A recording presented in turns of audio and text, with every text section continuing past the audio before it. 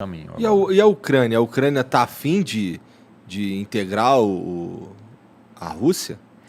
Cara, a Ucrânia realmente é um país que hoje está um pouco fora das esferas de influência, e isso é um perigo para um país, porque a Alemanha, por exemplo, queria fazer parte da esfera de influência dos Estados Unidos, queria integrar a OTAN. Depois do fim da Guerra Fria, a Polônia também foi para esse lado. A Ucrânia, na verdade, é um país muito novo, independente faz 30 anos só. A capital ucraniana foi a primeira capital russa. Então, os dois países estão muito conectados. Entendi. Caralho, entendi. E a capital só depois ela migrou de Kiev para Moscou. Então, o Putin sempre fala, não, a Ucrânia não é um país independente, somos irmãos. E, de fato, muitos líderes... É muito comum você ter um pai ucraniano, uma mãe russa, etc. Ou seja, tem muita conexão. O povo é muito conectado. Mas hoje é um país independente. E tem muito ucraniano que prefere não ser dominado pela Rússia. O país, na verdade, está dividido no meio, e a parte ao leste tem uma forte presença de pessoas que falam russo em casa, que têm até uma certa simpatia com a Rússia. E do outro, é uma população que prefere estar mais próxima à Europa. E nas eleições você vê claramente que essa divisão existe.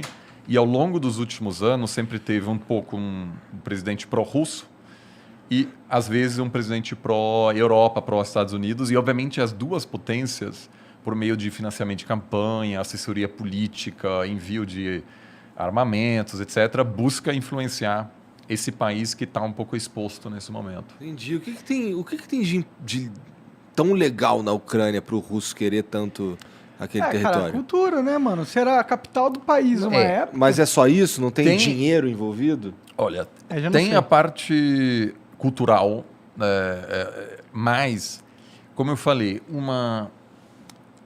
a Rússia quer ser uma grande potência. E ela é, na verdade. E o colapso da União Soviética foi um grande trauma. Agora, tem duas formas de lidar com trauma. A Alemanha também queria ser uma grande potência, colapsou, foi ocupado por outras potências em 1945. Né? Todos os alemães sabem dessas imagens dos russos e americanos chegando em Berlim, na capital. Poucos anos depois do Hitler prometer controlar toda a Europa. E a Alemanha contentou-se com um outro papel. Hoje a Alemanha é uma potência pacifista. O exército da Alemanha é muito pequeno. Quando a Alemanha foi chamada para participar da guerra no Afeganistão, eles toparam, mas depois se deram conta que não havia avião de transporte para levar as tropas para o Afeganistão. Ou seja, não tem umas forças armadas sérias. Nenhum general dá pitaco na política alemã, ninguém quer saber. E a Alemanha gostaria de deixar os assuntos mais tensos militares para outros países. Então, eles não querem mandar... Então, houve aí uma mudança que a população alemã aceitou que o plano de dominação mundial fracassou, ainda bem, e também porque não tinha outra escolha, estava culpado. Aceitou que a partir de agora a Alemanha seria talvez uma potência econômica, mas jamais uma potência militar. A Rússia também passou por um processo de colapso, de muita humilhação. Era uma grande potência e o Gorbachev, que iniciou o processo de abertura, depois basicamente decretou o fim da União Soviética, é visto como um cara que, enfim, deixou um legado terrível, né? Porque o experimento democrático na Rússia fracassou. O início dos anos 90 na Rússia foi um caos total, um caos horrível. Tem um amigo russo mais velho que esteve na Venezuela recentemente, que atualmente é um país meio anárquico também. Ele falou, olha, esse aqui é igual Moscou em 93. Muita grana, zero polícia na rua, não tem regra.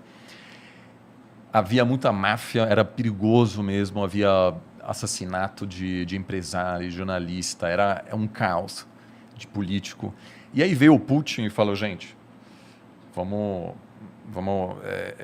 reerguer essa nação, porque o sucessor do Gorbachev era o Yeltsin, que era um alcoólatra, que inclusive tem um momento chave quando ele encontra o Clinton e tem uma conferência de imprensa e o Yeltsin tá bêbado naquele momento e faz piada, etc. E assim, o Clinton ri na cara dele. E para os russos é horrível, cara. Era uma grande potência nuclear, muito respeitada, temida no mundo. E aí havia um palhaço lá que está entregando toda a Europa Leste para os americanos. Aí o Putin vem e diz, chega com isso, vamos nos reconstruir. E apesar do russo médio ser... Desculpa a minha ignorância, mas como é que o Yeltsin sai e entra o Putin? O Yeltsin, na verdade, escolhe o Putin como sucessor e o Putin inicialmente ganha a eleição nos anos 90 e assume o poder em 99. E aí, aos poucos, ele encerra o experimento democrático na Rússia. Hoje não tem uma oposição séria, várias lideranças da oposição foram assassinadas, alguns super perto do parlamento.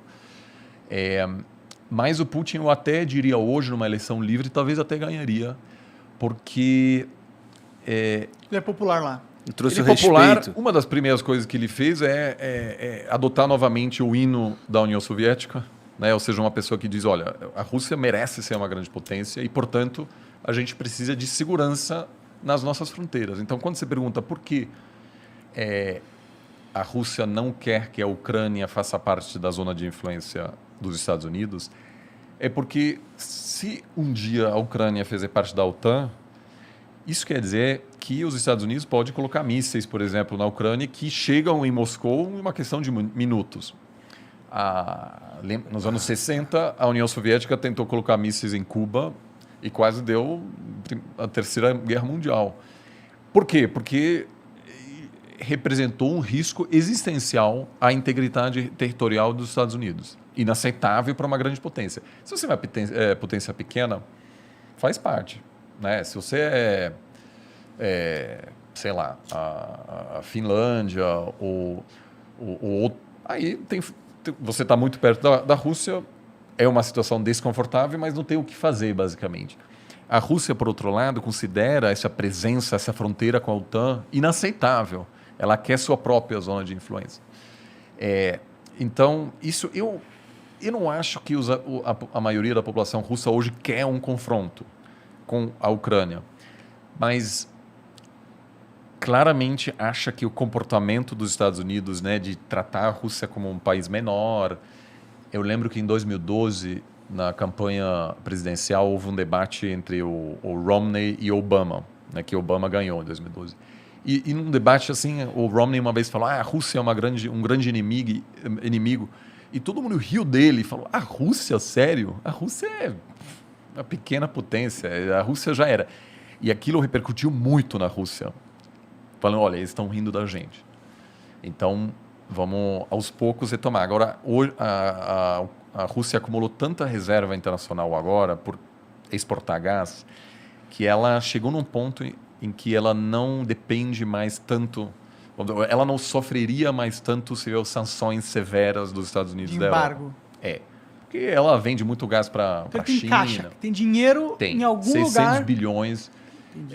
Então, sanções seriam muito ruins para a Rússia, mas não quebraria o banco. Ele usaria esse fundo de 600 bilhões para... E aí, então, o fato disso acontecer agora não é coincidência.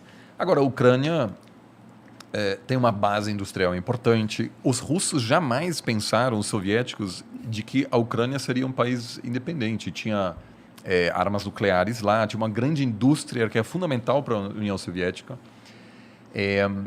E tem uma região que produz muito trigo. A Rússia é responsável por 1/3 da exportação de trigo do mundo, então é uma superpotência. E com a mudança climática, cada vez mais terras na Rússia podem ser utilizadas para a agricultura, que antigamente era congelado permanentemente. E agora, com essa mudança, a Rússia vai se tornar um grande exportador de grãos. Agrícola, né? Porque a Sibéria, cara, tudo isso está aos poucos... A gente se fode com isso, porque vai ficar mais quente, aqui talvez vai ter lugares onde não vai... O Brasil pode ser um dos grandes perdedores, porque o padrão de chuvas já muda, né?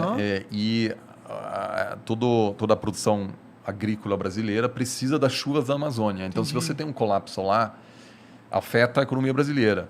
A Rússia é um dos ganhadores, junto com o Canadá, que o Canadá também consegue produzir mais. Pode crer. Então, eu acho que sim, tem vantagens econômicas, mas acima de tudo é uma questão de segurança, que a Rússia não quer ter os militares, vamos dizer, de um outro bloco tão perto da Pior fronteira. que é tipo Wars mesmo, né, que eles estão jogando, né? Se ele não quer a fichinha ali. Porque a maioria onde está a maioria da população russa? Está perto da Europa. Então, se você vai para... aliás, é incrível, se um dia vocês tiverem tempo, é visitar a Sibéria, que, sobretudo no verão, é muito interessante. Você pode... A Sibéria vai... Aí, até do outro lado, a Rússia faz quase fronteira com a Alasca, né?